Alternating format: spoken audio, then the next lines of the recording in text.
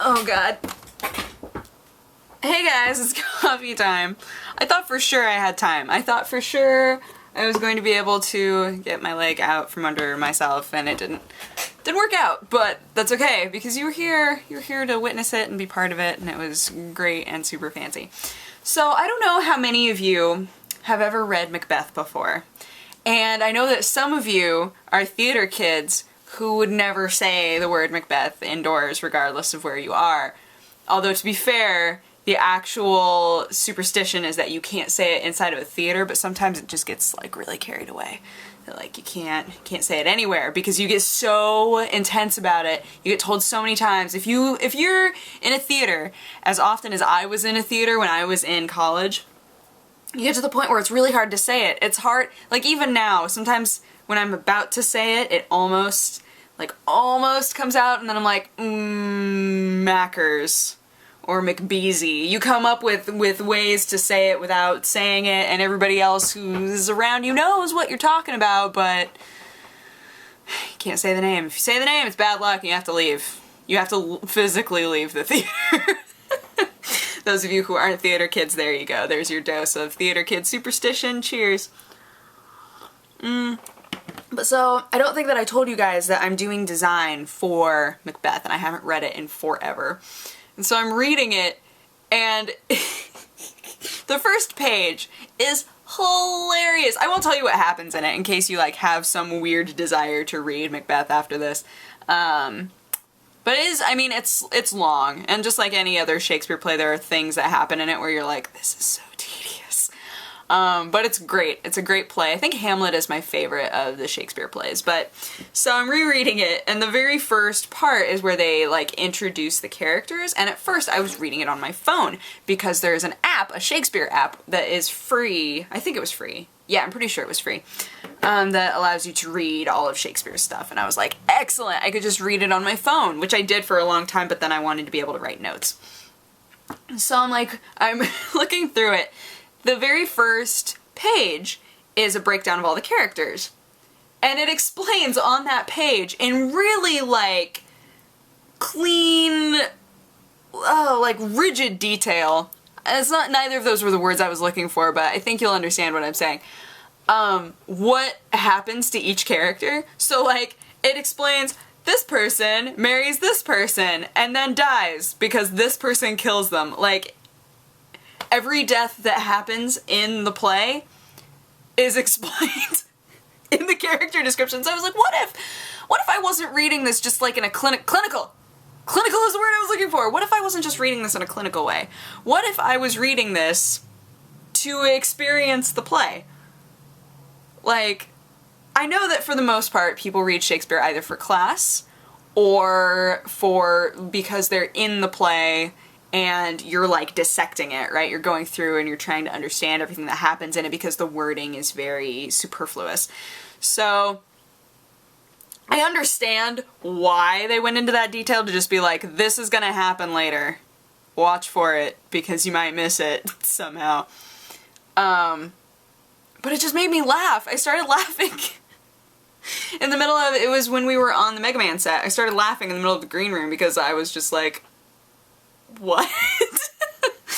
No, but it's great. I'm excited to do it. I think that we're setting it during World War One. World War One? I believe so. Or was it World War Two? Dang it. I can't remember which it was. I'll have to look at my notes. But it should be interesting. I was looking up like clan tartans and things, and the Duncan tartan and the Macbeth tartan are very different, which is good because then when you're on a small budget, colors are the best thing ever. If you're able to denote like a family by its colors, it's great because then it can be very minimal clothing. Like for a Scottish clan, it can be very minimal clothing, and then each clan has their tartan somewhere on them, and you go, yes, makes it so much easier. My budget's gonna be really small, but it's also in an amphitheater, so it's like outside, so that's gonna be dope. And I think we get a wall and a door. So that'll be really fun, really fun. I haven't designed in so long. It was going to be Romeo and Juliet.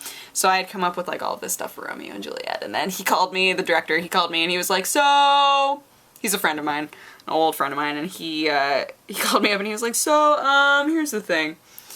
I don't want to do Romeo and Juliet. I was like, that's fair. Neither of us even really like Romeo and Juliet. We both kind of think it's dumb. The characters in it are dumb. He was like, yeah, it's true. So, Romeo and Juliet is really dumb. And anybody who compares their romance to Romeo and Juliet and tries to spin it in a positive way, I shake my head at you. Shake my head so extremely. Anywho. So, switched it to Macbeth, which both of us love. Because there's so much murder, and there's so much deceit, and so many things, and there's the witches! It's gonna be great. I'm really, really, really excited. Some of you are probably laughing because I can't remember which war it was that we were setting it in, but I think it's ridiculous that I can't remember it either. Because I'm sitting here going, wait, which one was it? I was just looking at pictures earlier today, and now I can't remember which, well, it's because I'm bad at history. That's what I'm gonna blame it on. I'm getting so much better at geography though. So much better. Just from playing those Sporkle games, my goodness. I've started doing the US capitals one now, because now I can remember all of the states. All of the states! I never thought in my life that that would ever happen, because I've never cared, to be honest. But then it became like, it became a mission. It's like, I have to know all the states, I have to know all of the states. So I did. Now I know them. And now I'm like, capitals? Because then it was brought up, and most people can name most of the capitals as well, and I went, I must not be Sherlock. I have to know. I have to know these things that 5-year-olds know. 5-year-olds don't know that. That was an extreme. 5th graders. 5th graders. I have to know these things that 5th graders know. Because otherwise I am just part of the problem. I am part of the educational system's failure. So, I don't know how I even got on this topic. Oh well.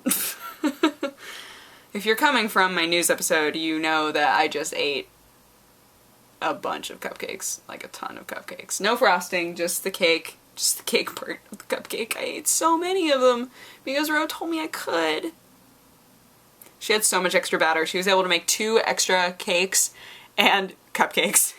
I was like, I'm eating all the cupcakes. I was gonna just take a cake. Then I was like, no, self, don't do that, because if you take cupcakes, then you won't eat that much. But I ate the equivalent of a cake. So what was even the point? So now I got a lot. Well, it was sugar-free batter, though. So not a lot of sugar in me, I'm just... Maybe it's just food in general. Maybe I was just lacking food. Or maybe I'm just happy today. Can it just be that? Does it have to be that food is affecting my whole outlook on the world? Apparently, cats, there's a parasite that most humans have caused by cats that makes you do weird things. That was the worst explanation ever.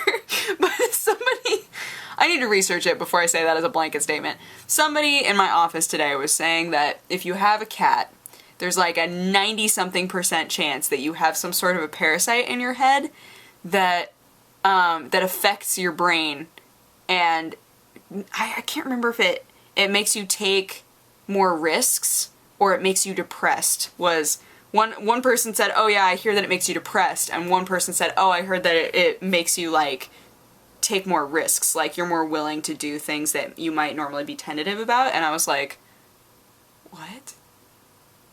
Why is that a thing? If most of us have it, if most people have this apparent, like, cat parasite, then I'm not gonna worry about it too much.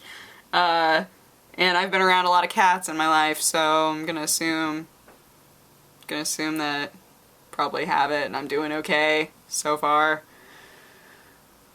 I don't know, now I should research that. I'll research that after I'm done with this, and I bet a bunch of you will too. Google is a beautiful thing. But, yeah, I'm gonna go.